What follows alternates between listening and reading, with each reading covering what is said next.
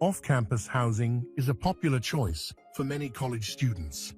It offers proximity to campus without the constraints of dorm life, allowing for a more independent experience.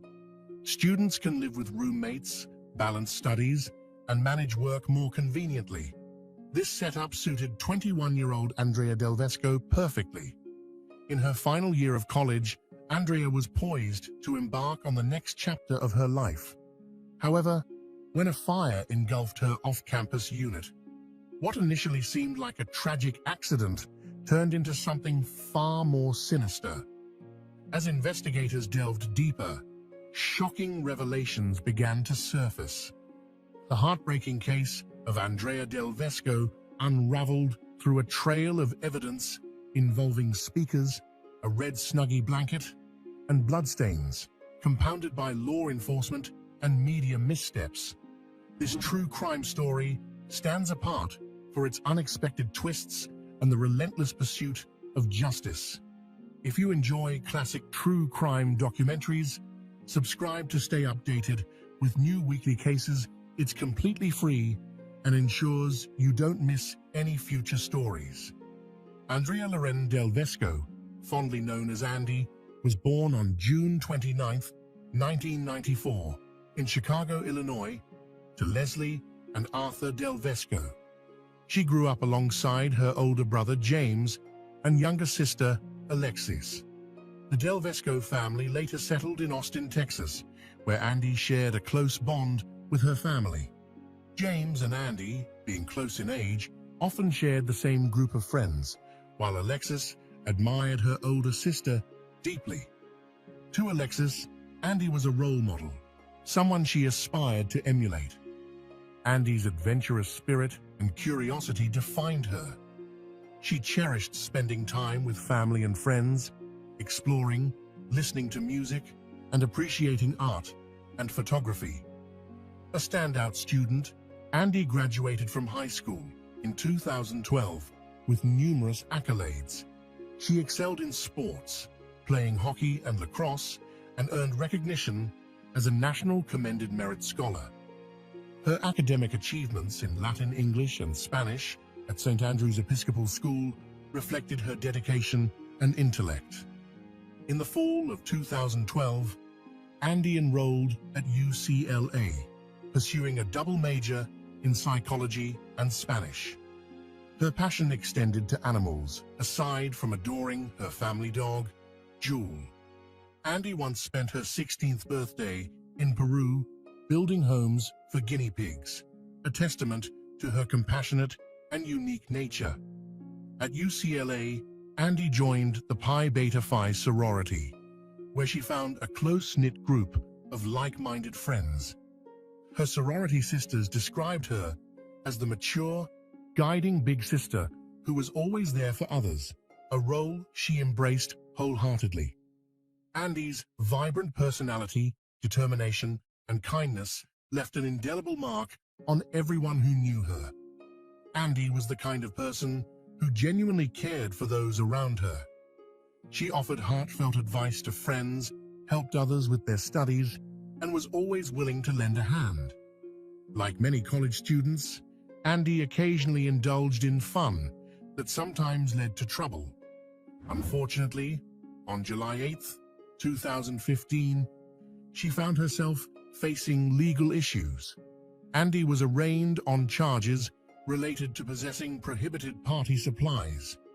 These were serious charges, felonies that could result in lengthy prison sentences for some. Andy, however, pleaded not guilty and was released, with her next court appearance scheduled to set a hearing date. Though Andy was known for her responsibility, young adults often make mistakes, and this incident was Andy's most significant misstep. If we're honest, many people have faced moments of poor judgment, though perhaps not as severe as felony charges. Determined not to let this hurdle derail her final year at UCLA, Andy moved forward with her characteristic resilience. In 2015, Andy and her sorority sisters, Abby, Samantha, and Jessica, moved into an off-campus apartment just 4 minutes from campus. Andy loved living there, but felt something was missing. Her deep love for animals led her to adopt a rescue Chihuahua Terrier mix named Shay Panda in February 2015. Shay quickly became a beloved member of their household, bringing joy to Andy and her roommates. Life seemed perfect as Andy embraced her final year with excitement and optimism. But everything changed on September 20th, 2015. The events of that day would shatter the lives of Andy's friends and family. September 20th, 2015 started like any other day at Andy's off-campus apartment. She and her roommates were preparing for a busy week, crafting banners, flyers, and decorations for welcoming new sorority sisters. The apartment buzzed with activity, covered in colorful paper, scissors, glue, and glitter. Andy, always focused and creative, cozied up on the couch with Shay by her side, enjoying the productive day.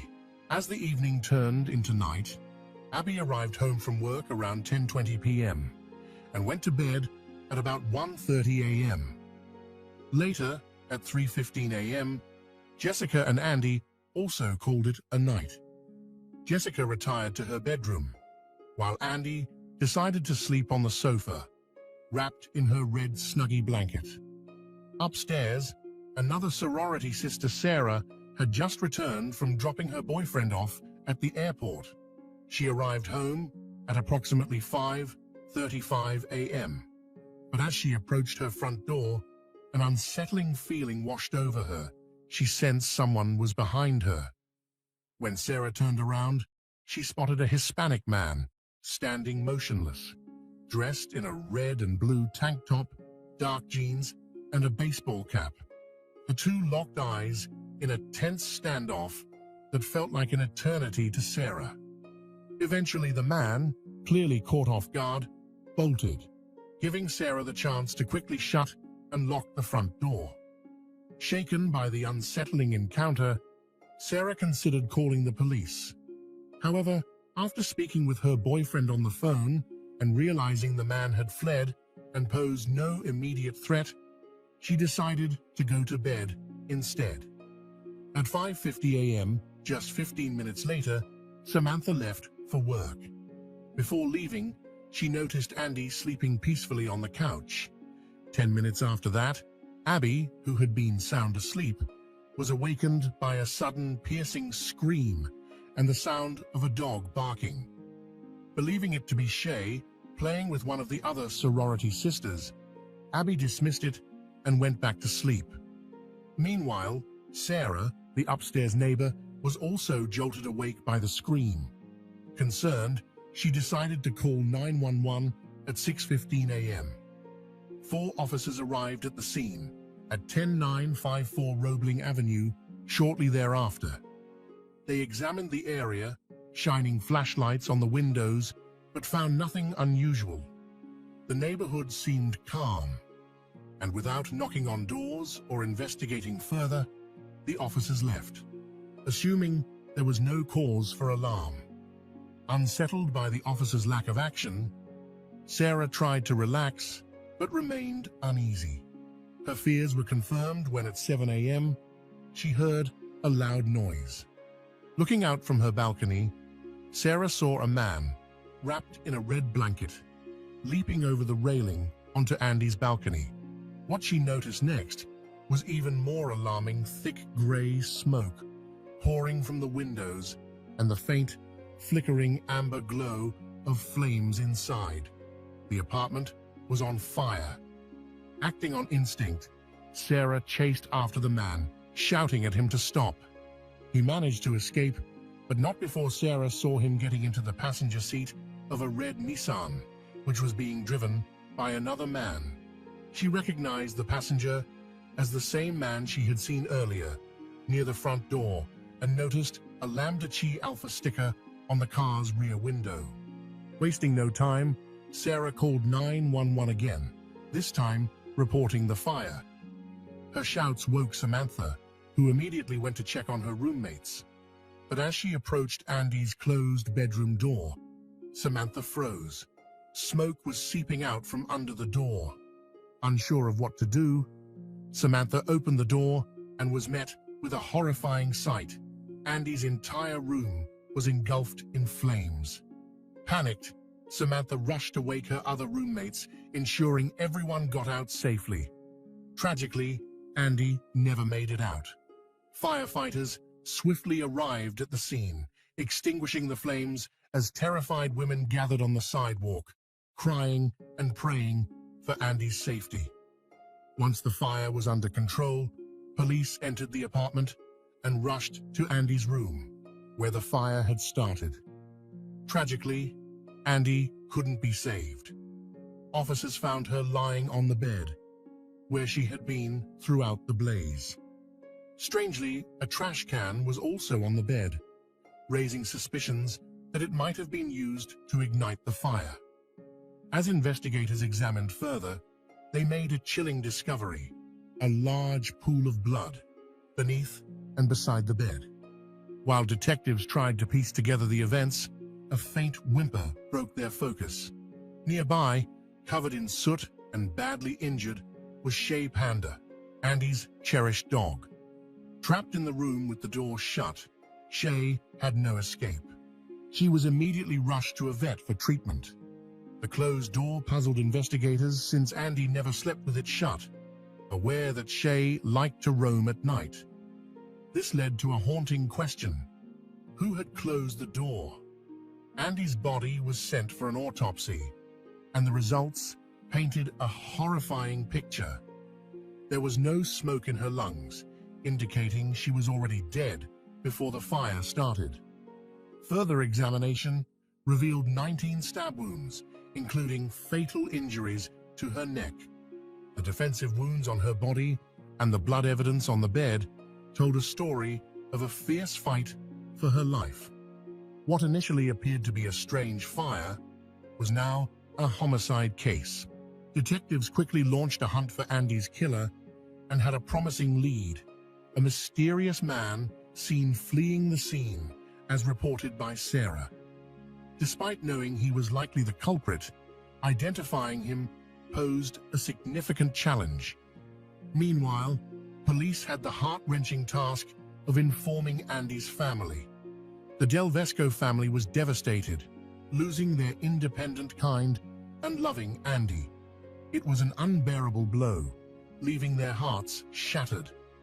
Hearing about Shay's dire condition, the family rushed to Los Angeles to be by the dog's side. Sadly, Shay's prognosis was grim. Her breathing was labored, and her chances of survival were slim. This news added to the family's overwhelming grief. On top of this, the media circulated sensationalized stories about Andy's death, focusing on her pending drug charges. Headlines insinuated her murder was linked to drugs, portraying her as involved in illegal activities, despite a lack of evidence. Though Andy had made mistakes, twisting her murder into a baseless narrative of a drug deal gone wrong was a cruel blow to her family. Andy wasn't a dealer or profiteer, but simply a college student who had erred in judgment. Unfortunately, the media ignored this, tarnishing her memory. However, on September 21st, 2015, a potential breakthrough came when 3 UCLA students reported a robbery on the same night as Andy's murder.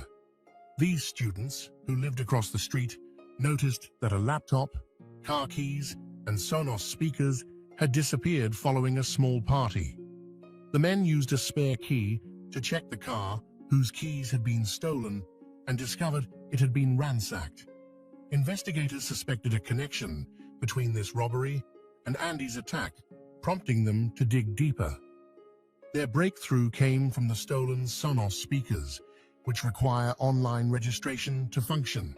Users must input details like name, email, and Wi-Fi information, providing detectives with a solid lead. They traced the registration to a man named Joseph, a student at Fresno State University. When questioned, Joseph appeared confused and frightened. He admitted the speakers were his, but explained that his roommate, Alberto Medina, had brought them back from a recent trip to Los Angeles. The mention of Alberto and LA, the location of Andy's attack, immediately raised red flags for investigators. Alberto had been in LA during Andy's attack, staying at a friend's house in Westwood, not far from Andy's off-campus apartment. At the time, Alberto, 22, was studying psychology and social work at Fresno State University.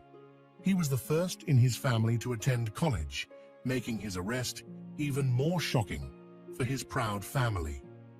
A former member of the Lambda Chi Alpha fraternity, Alberto had been expelled for misconduct.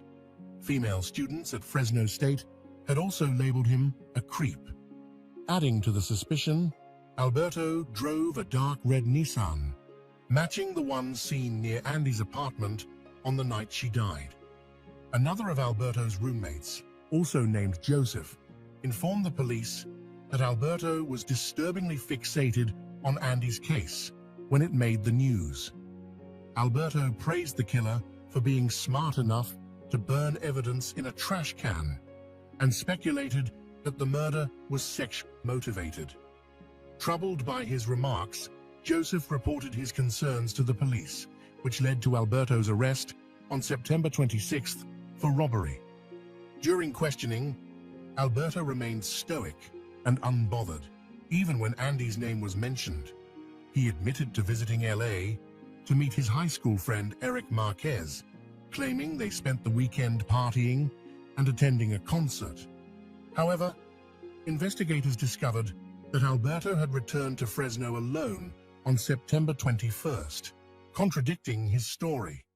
Further investigation revealed that Alberto and Eric had attended a house party on the night of Andy's death, right across the street from her apartment. This chilling detail added to the mounting evidence against Alberto, unraveling his lies and exposing his potential involvement in the tragic crime. It turned out that Alberto had stolen the laptop, keys, and speakers as an act of revenge after being mocked by some partygoers. When questioned about Andy, Alberto tried to shift the blame onto Eric again, claiming Eric had attacked her. However, this story quickly fell apart during a physical examination of both men. While Eric had no injuries, Alberto had visible bruises and scratches on his arms, head, torso, and knees. A search of Alberto's apartment revealed damning evidence: a red Snuggie blanket, women's undergarments, a blood-soaked Nike tank top, and the murder weapon, a bloody kitchen knife, all hidden in a black trash bag. Blood tests confirmed the blood belonged to Andy. With Sarah's keen observations, her testimony, and the evidence from Alberto's apartment, it was clear that Alberto would face trial for his actions. According to prosecutors, on September 21st, Alberto had been partying with friends and some women. After an Uber ride, during which he unsuccessfully made advances on one of the women, he and Eric were dropped off at Eric's apartment. Later, around 4:34 a.m., the pair headed to a house party on Roebling Avenue, directly across from Andy's residence. Minutes later, they were seen fleeing the house with stolen items and heading to a red Nissan. Around 5 a.m., a man named Julio, who was collecting cans for recycling, saw Alberto and Eric laughing drunkenly in the car. Alberto then approached Julio and asked if he could fight, saying he was about to go into a woman's apartment and wasn't sure if there were any men inside. Julio, confused, left the scene. Shortly after, Alberto was seen lurking near Andy's front door. Between 5:50 and 6 a.m., Andy woke up, picked up Shay and her blanket, and went to her bedroom. Prosecutors believe Alberto, still angry from earlier rejections, set his sights on Andy. The French doors to her bedroom didn't shut properly, providing an easy way in. Alberto likely snuck in. armed himself with a kitchen knife and attacked Andy in a violent struggle that ultimately led to her death.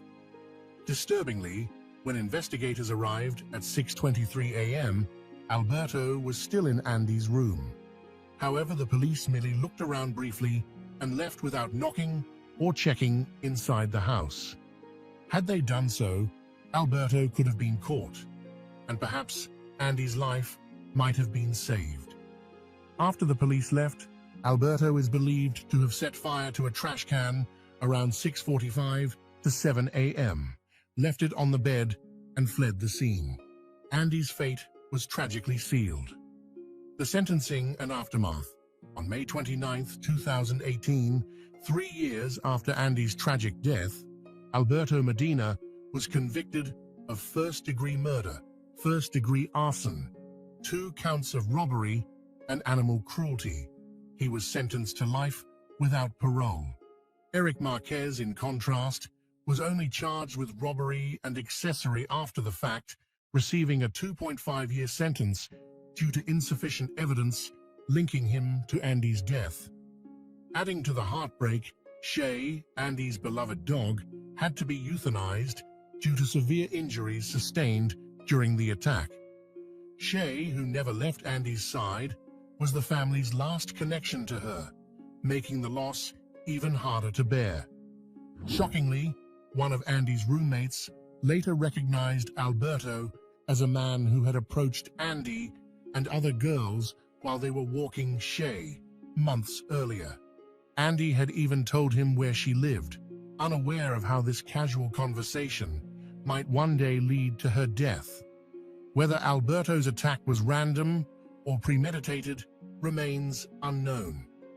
As for the police, the 2 officers who responded to Sarah's call were fired in November 2016 for their mishandling of the case. Andy's family holds them partially responsible, believing that a proper investigation that morning could have changed the outcome. Andy's loved ones now face a life without her warm, vibrant presence.